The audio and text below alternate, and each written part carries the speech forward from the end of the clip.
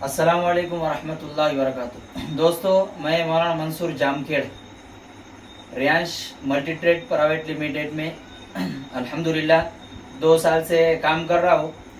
तो मैंने हमारे गांव के मामी है, उनके बच्चे को एक शिकायत थी झटके आने की। तो इस वास्ते उनको अमृत जूस का हमने इस्तेमाल कराए थे। तो जब से अमृत जूस का उन्होंने इस्तेमाल कराए तो उसके बाद से लेके अभी तक कोई उनके बच्चे को झटका आया नहीं।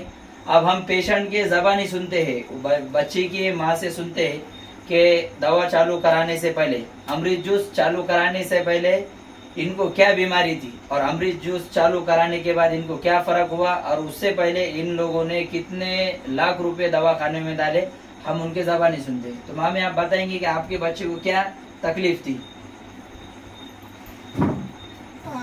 सर्वप्रथम मी माझं सांगते. माझं नाव विजया कोंडीराम घोडके, राहणार मी जामखेड. मी एक अंगणवाडी हेल्पर आपलं सेविका आहे. तर माझी मुलगी जन्मताच डॉक्टरने सांगितलं की ती मतिमंद आहे.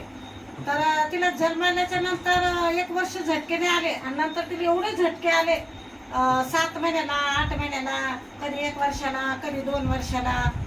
मी इतकी परेशान झाले तिला एवढे दवाखान्यामध्ये दाखवले, मोठे मोठे तज्ञ डॉक्टर, पुणा, औरंगाबाद, बीड, जालना. तर मग नंतर मला असंच मग जवळजवळ मी 7 ते 8 लाख रुपये घातले त्याच्यामध्ये. आणि मुलीला बिलकुल फरक नाही पडला. आणि मग नंतर मला असंच एक मेसेज मिळाला की हे औषध आहे अमृत ज्यूस म्हणून, तर हे तुम्ही वापरून बघा म्हणे.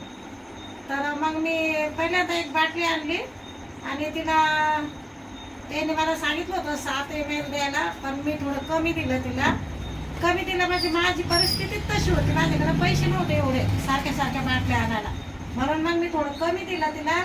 पण माझ्या मुलीला एक झटका आला त्याच्यानंतर 2 महिन्यांनी, आणि त्याच्यानंतर माझ्या मुलीचे झटके पूर्ण बंद झाले. आणि हे औषध मी तिला जवळजवळ 1.5 वर्ष झालं तसं देते. आणि अजून पण तिला देणार, मी भरपूर देणार. माझ्या मुलीची एवढी प्रगती झाली.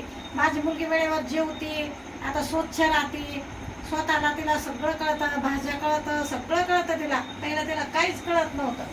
आणि विशेष म्हणजे आता ती हे अक्षर पण काढते. डॉक्टर लोकांनी सांगितलं मतिमंद, पण मतिमंद नव्हती ती, गतिमंद होती. पण या औषधाने एवढी सुधारणा झाली माझ्या मुलीची की मला तरी वाटतं की असं जर काही पेशंट असते त्यांनी हे औषध घ्यायला काहीच हरकत नाही आहे.